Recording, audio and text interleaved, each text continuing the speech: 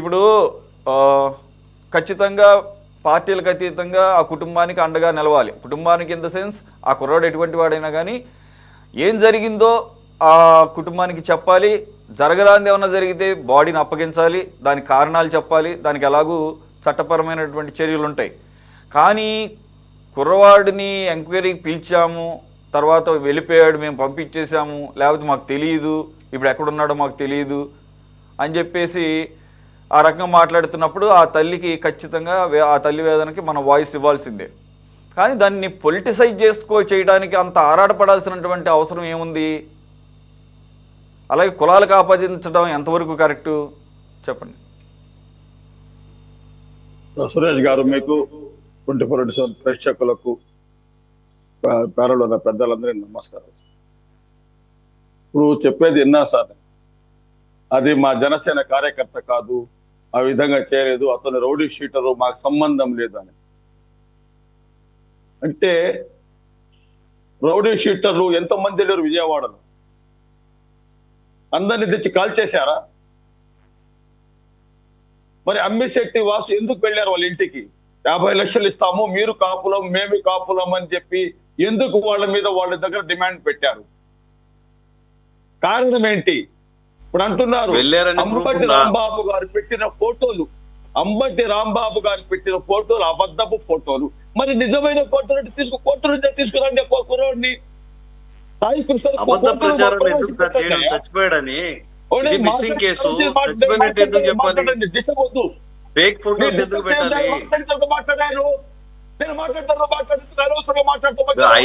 మాట్లాడాలండి, మర్యాదగా చెప్పండి. ఆగుతున్నాను, మాట్లాడండి. లాంగ్వేజ్ అదుపులో పెట్టుకోండి, అదుపులో పట్టుకోండి. నేను ఏ విధంగా మాట్లాడుతున్నానో మీరు ఏ విధంగా మాట్లాడుతున్నారు, నేను మాట్లాడటం ఆపేస్తున్నాను. మర్యాద మాట్లాడడం నేర్చుకోండి. మీరు ఫోర్స్ రేస్ తగ్గించుకోండి బ్రదర్, ఫోర్స్ రేస్ తగ్గించుకోండి. నేను క్లియర్ గా మాట్లాడుతున్నాను, ఆగుతున్నాను. మీ ఫోర్స్ తగ్గించుకోండి.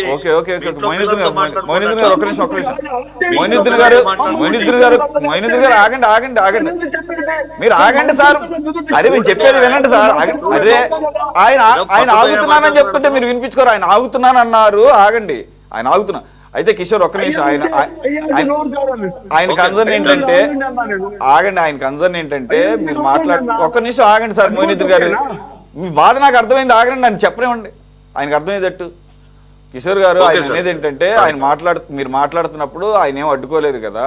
అయితే మీరు అడ్డుకోవడానికి కారణం ఏంటంటే, మీరు అనేది ఏంటంటే ఇంకా చనిపోయాడని నిర్ధారణకు రాకుండా, లాకప్ డెత్ అని నిర్ధారణకు రాకుండా మిస్టరీగానే లేదా మిస్సింగ్ గానే పరిగణించాలి మీరు అంటారు. కాకపోతే ఇప్పుడు ప్రస్తుతం 90%, 95% అతను పోలీసులు ఏదో చేశారనే దానికి వచ్చేసారు, ఈ పార్టీ ఆ పార్టీ అని లేకుండా. కాబట్టి మీరు కాస్త దాన్ని ఆ కోణంలో కాకుండా మీరు ఆయన మాట్లాడుతున్నప్పుడు కాస్త ఆగండి. మీకు ఏమైనా ఉంటే కనుక అబ్జెక్షన్స్ మీకు మళ్ళీ టైం ఇస్తాను. సార్, అతను ఏమన్నారు? అంబటి రాంబాబు గారు చూపించిన ఫోటోలు అబద్ధ ఫోటోలు, ఫేక్ ఫోటోలు అన్నారు. మరి నిజమేంటి? కోర్టు చెప్పింది 29 రూపాయలు తెచ్చి మా దగ్గర ప్రవేశపెట్టండి. ఎబిఎస్ కార్పస్ వాళ్ళు పిటిషన్ వేశారు కదా, తీసుకొచ్చి ఈ రోజు రేపే తీసుకువెళ్ళండి. అయ్యా ఉన్నాడు, బతికే ఉన్నాడు, ఇతనే సాయి కృష్ణ చూపించండి, వాళ్ళ తల్లిదండ్రులు చూపించండి. ఇంతమంది గగ్గోలు పెడుతున్నారు కదా, వాళ్ళకి తెచ్చి చూపించండి. అయ్యా, ఇంతకుముందు ఐపీసీ సెక్షన్ ఉండేది, ఇండియన్ పీనల్ కోడ్ లో అడవుల్లో ఇక్కడెక్కడ ఎన్కౌంటర్ చేసి చంపేసేవాళ్ళు. ఇప్పుడు బిఎన్ఎస్, భారతీయ న్యాయ సంహిత, ఆ బిఎన్ఎస్ ఏంటంటే కాల్ చేసి బూడిద కూడా ఇవ్వరు అనమాట. ఆ బూడిద కూడా ఇవ్వరు. ఆ విధంగా తయారైంది. ఎంతో మంది ఈ రోజు 1000 కోట్లు దోచుకొని దేశాలు వదిలిపెట్టి పారిపోయారు. వాళ్ళని ఎన్కౌంటర్ చేయడు, వాళ్ళని తెచ్చి చిత్రహింసలు చేయరు. అతనేదో చేశాడని దీని వెనుక చాలా పెద్ద కుట్ర దాగి ఉన్నది. ఈ కుట్ర బయటపడాలంటే సిబిఐ ఎంక్వైరీ జరగాలి. ఆ తల్లి వేదనను, ఆక్రోశాన్ని ప్రతి ఒక్కరూ అర్థము చేసుకోవాలని చేతులెత్తి నమస్కరిస్తున్నాను. ఇప్పుడు అన్నారు మాకు కులాలు లేవు, ఏమి లేదు, ఇది ఒక క్యాన్సర్ వైసీపీ అని. ఆ అయ్యా పవన్ కళ్యాణ్ గారు చెప్పింది మర్చిపోయారా? నాకు ఒకరోజు అన్నారు నా కులాలు మతాలు లేవన్నారు. నా కులం ఓడు నాకు ఓటేసుంటే నేను ముఖ్యమంత్రి అయ్యేవాడిని కాదా అన్నాడు. నా కాపులు ఓటేసుంటే నాకు ముఖ్యమంత్రి అయ్యేవాడిని కాదా అన్నారు. కులం తెచ్చింది ఎవరు ఇక్కడ? అయ్యా మన అపాలజీస్ హిందూ అని చెప్పింది ఎవరు? ఇట్లాంటి మాటలని చెప్పి యువతను పెడదోవ పెట్టిస్తున్నట్టే పవన్ కళ్యాణ్ గురించి మీరు మాకు సర్టిఫికెట్ ఇవ్వాల్సిన అవసరం లేదు. మీరు ఇదంతా మీరు ఈ రోజు ఆ సాయి కృష్ణ మీద చెప్పిన అబండాలు, వాళ్ళ మామ ముళ్ళపూడి నవరంగ్ గారు అన్నారు, మేము జనసేన కార్యకర్తలము, జనసేన కోసం పార్టీలు పనిచేశామంటుంటే ఈ రోజు వాళ్ళు కార్యకర్తలు కాదు, వాళ్ళ సభ్యత్వం లేదు అంటే ఎంతవరకు న్యాయమయ్య? అంటే దీని వెనుక అమ్మిశెట్టి వాసు ఏ విధంగా అయితే 50 లక్షల రూపాయలు డిమాండ్ చేశారో వాళ్లకు, మీరు తీసుకోండి, మనం కాపులము, చెప్పిన అతను కాపే, చనిపోయిన అతను కాపాడు. ఎంత దురదృష్టకరమైన సంఘటన ఇది. ఎందుకు పవన్ కళ్యాణ్ గారు ఈ మాట పైన అమ్మిశెట్టి వాసును సస్పెండ్ చేయలేదు పార్టీ నుండి? జవాబు చెప్పాలి. ఇవన్నీ వదిలేసి వైఎస్ఆర్సీపీ వాళ్ళు చేశారు, అంబటి రాంబాబు గారు తెచ్చిన ఫోటోలు ఫేక్. ఓకే, ఫేక్ అని పక్కన పెడతాం, తీసుకుని రేపు ఉదయం తీసుకొచ్చే ఫోటో హాజరుపరచండి. మీ దగ్గర ఫేక్ అయి ఉంటే అన్ని వదిలేస్తారా? మేము ఒకటే డిమాండ్ చేస్తున్నాము, ఆ తల్లికి కలిగిన బాధను ఎవరు తీర్చలేరు. కాబట్టి ఆ స్టేషన్ ఉన్న సిఐని, ఎస్ఐని, అక్కడ ఉన్న కానిస్టేబుల్ ని అందరినీ వాళ్ళ పైన మర్డర్ కేసులు పెట్టేసి వాళ్ళందరినీ శిక్షించాలని కోరుకుంటున్నాను. అదే విధంగా హోమ్ మినిస్టర్ అనిత గారు వెంటనే ఏమైనా కొద్దిగైనా నీతి నిజాయితీ ఉంటే వెంటనే రాజీనామా చేయాలని వైఎస్ఆర్సీపీ పార్టీ నుండి డిమాండ్ చేస్తున్నాను. ఏదో అంటున్నారు వైఎస్ఆర్సీపీ వాళ్ళు చేస్తున్నారు, ఎప్పుడెప్పుడు మాకు అవసరం లేదు. ఇప్పటికి ఎన్నో హత్యలు జరిగాయి ఆంధ్రప్రదేశ్ రాష్ట్రంలో. ఆ రోజు కూడా పవన్ కళ్యాణ్ సుగాలి ప్రీతి అది ఎగిరారు. ఎక్కడికి పోతే ఇప్పుడు ఆ సుగాలి ప్రీతికి ఈ రోజు ఎందుకు న్యాయం జరగలేదు ఈ కూటమి ప్రభుత్వంలో? ఆ రోజు హత్య జరిగింది టీడీపీ ప్రభుత్వంలో, ఆ రోజు ప్రశ్నించలేదు. జగన్మోహన్ అధికారంలో వస్తానే అది గొంతు జిద్దుకొని జుట్టంతా ఎగర మోసుకొని మాట్లాడిన పవన్ కళ్యాణ్ ఈ రోజు ఎందుకు ఆ సుగాలి ప్రీతికి న్యాయం జరగలేదు? మరుడు ఆ చిన్న పాప 2 సంవత్సరాలు అయింది, ఆ అమ్మాయికి ఎందుకు న్యాయం జరగలేదు? మీరు న్యాయం చేయరు, ఏం మాట్లాడరు. అవసరం వస్తే కేవలం ఏమన్నా మాట వచ్చినప్పుడు మనమంతా హిందువులు అని ఎగిరికి వచ్చేస్తాం. ఇంతకంటే దౌర్భాగ్యం నేనేమో పవన్ కళ్యాణ్ ఒక రాజకీయ నాయకుడిగా పరిగణించడం లేదు, కేవలం ఒక దత్తపుత్రుడిగా, కేవలం చంద్రబాబు నాయుడు గారు పెట్టిన పార్టీ జనసేన అతను నడిపిస్తున్నారు. చంద్రబాబు నాయుడు గారే ఈ జనసేన పార్టీని నడిపిస్తున్నారు అనేది అందరికీ అర్థమైపోయింది. చంద్రబాబు చెప్తే రైట్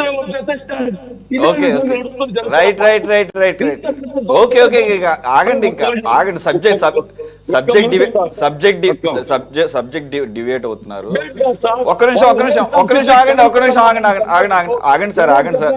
మిమ్మల్ని ఏం ఆపలేదు కదా, ఒక్క నిమిషం ఆగండి. మీరు పవన్ కళ్యాణ్ గారి కన్నా ఆవేశపూరితంగా మాట్లాడినా మేమేం ఆపలేదు కదా, ఒక్క నిమిషం. పవన్ కళ్యాణ్ గారిని దత్తపుత్రుడు అన్నది మీరు, ఎవరికి? చంద్రబాబు నాయుడు. ఓకేనా? సరే, కాసేపు నిజం అనుకున్నాం. మరి మీరు అంటే జగన్మోహన్ రెడ్డి గారు మోదీకి దత్తపుత్రుడు అని నిర్మలా సీతారామన్ గారు అన్నారు, దానికి కూడా ఓకేనా? దాన్ని కూడా యాక్సెప్ట్ చేస్తారా మరి? ఓకేనా? సరే అయితే ఓకే. ఇప్పుడు ఒక్క నిమిషం సార్, ఒక్క నిమిషం ఆగండి సార్, ఒక్క నిమిషం ఆగండి. బీజేపీకి సంబంధించిన ప్రధానమంత్రి మోదీకి పలానా వైసీపీ అధ్యక్షుడు దత్తపుత్రుడని బీజేపీలో కీలకంగా ఉన్నటువంటి ఒక మంత్రి నిర్మలా సీతారామన్ గారు అన్నారు. కానీ ఇక్కడ టీడీపీలో మా చంద్రబాబు నాయుడు గారికి పవన్ కళ్యాణ్ పలానా జనసేన పార్టీ అధ్యక్షుడు పవన్ కళ్యాణ్ గారు దత్తపుత్రుడని టీడీపీ వాళ్ళు ఎవరన్నా, ఆపోజిట్ పార్టీ మీరన్నారు. కాబట్టి మీదే గనక నిజమైతే అది ఇంకా దాన్ని ఏమంటారు, 10ంతలు నిజం అవుతుంది కదా అంటున్నా, అంతే, అంతకంటే ఏం లేదు. కాబట్టి మాట్లాడేటప్పుడు ఏంటంటే చాలా ఈజీగా అనేయచ్చు. కాబట్టి దానికైతే అట్లా అండి, అట్లా మాట్లాడండి, బాగుంటది. అట్లా అంతవరకు అడగండి చాలు, ఒక్క నిమిషం. కిషోర్ గారు క్విక్, ఒక్క నిమిషం ఆగండి సార్. నేను కొద్దిగా టైం మేనేజ్ చేసుకోవాలి కదా. కిషోర్ గారు క్విక్ గా గనక ఒక 20 సెకండ్స్ లో ఏమైనా చెప్పగలిగితే చెప్పండి. No 2 minutes, just 20 seconds or 30 seconds అంతే. ఓకే సార్, తప్పైతే జరిగిందని కూటమి ప్రభుత్వం ఉంది. ఉప ముఖ్యమంత్రి పవన్ కళ్యాణ్ గాని చంద్రబాబు నాయుడు గారు గాని ఒక కమిటీ వేశారు. 29 లోపల ప్రవేశపెట్టాల్సిన పరిస్థితి అయితే ఉంది. తప్పు జరిగినప్పుడల్లా మర్డర్ కేసులు వేసి లోపల వేయాలంటే చాలా తప్పులు జరిగిపోతాయి సార్. దేశంలో అసలుకే లా అండ్ ఆర్డర్ చాలా ప్రాబ్లంగా ఉంది. మీరేదో అతను మహాత్మా గాంధీ హత్య చేసి ఓకే కిషోర్, ఓకే కిషోర్, మీ పాయింట్ నాకు అర్థమైంది, మీ పాయింట్ నాకు అర్థమైంది. ఇప్పుడు గుర్తుపెట్టుకోండి, పాయింట్ నాకు అర్థమైంది. ఇప్పుడు ప్రధాన ప్రతిపక్షం మాత్రమే ఓటేస్తే ఎప్పుడు గెలిచావని అని చెప్పారు, అండర్లైన్. ఓకే, ప్రధాన ప్రతిపక్షంగా జనరల్గా అది కామన్గా డిమాండ్ చేస్తారు ఎవరైనా, ఈవెన్ మీరు కనుక ప్రతిపక్షంలో మీరైనా డిమాండ్ చేస్తారు. ఒక కుర్రోడిని రౌడీ షీటర్ అన్నంత మాత్రాన చంపేసిందే కనుక నిజమైతే ఖచ్చితంగా వాళ్ళందరి మీద మర్డర్ కేసు పెట్టాలని మీరైనా నేనైనా డిమాండ్ చేస్తాను. కాబట్టి అది అంతవరకు తీసుకోండి. లేదు సార్, నేను ఒప్పుకుంటాను, కానీ ఫేక్ ఫోటోల్ని ఒక ఎక్స్ మంత్రి చూపించి ఓకే ఇప్పుడు ఓకే పెట్టండి, మరి మీరు కేసు పెట్టండి, మీరు పెట్టండి కేసు. ఇప్పుడు మిమ్మల్ని ఎవరు ఆపారు? అంబటి రాంబాబు మీద కేసు పెట్టండి. మరి దీన్ని వేరే రకంగా తీసుకెళ్తున్నాడు అని చెప్పేసి తప్ప మీకు అవకాశం ఉంది కదా అజయ్ గారు. అజయ్, ఇప్పుడు కాసేపు క్రితమే జగన్మోహన్ రెడ్డి గారు పరామర్శకు వెళ్ళారు 6 గంటలకు. ఆ టైంలో మనం డిబేట్ స్టార్ట్ అయ్యే టైంకి మీడియాతో మాట్లాడుతూ ఉండొచ్చు. నేను ఒక్కటైతే చూశాను, ఏదో తెలుసో తెలియకో పొరపాటు తప్పు చేస్తే చంపేస్తారన్నారు. చంపేస్తారా అన్నంత వరకు ఆయన మాట్లాడింది కరెక్టే. తెలుసో తెలియకో 25 ఏళ్ళ కుర్రోడు 23 కేసులు, అవి కూడా అన్నీ కూడా తీవ్రమైన కేసులు. నాటికి జగన్మోహన్ రెడ్డి గారి స్థాయిలో ఉన్న వాళ్ళు ఆ కుటుంబాన్ని పరామర్శించాలి, న్యాయం చేయమని డిమాండ్ చేయాలి. మొయినుద్దీన్ గారిలాగా గట్టిగా అవసరమైతే మర్డర్ కేసు పెట్టమనాలి, కన్సర్న్ మినిస్టర్ని రిజైన్ చేయమని కూడా కోరొచ్చు, డిమాండ్ చేయొచ్చు.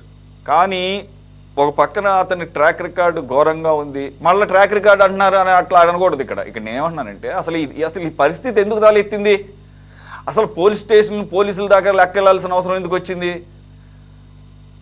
ఎక్కడ 25 సంవత్సరాలు, ఎక్కడ 2017లోనే రౌడీ షీట్ ఓపెన్ అయిందంటే అతని వయసు అప్పుడు ఎంత ఉంటుంది తీయండి. ఈరోజు 26, 2026, 9 సంవత్సరాలు వెనక్కి వెళదాం. అతనికి 25 అంట, అంటే 16 సంవత్సరాలకే అతను రౌడీ షీట్ ఓపెన్ అయిపోయింది.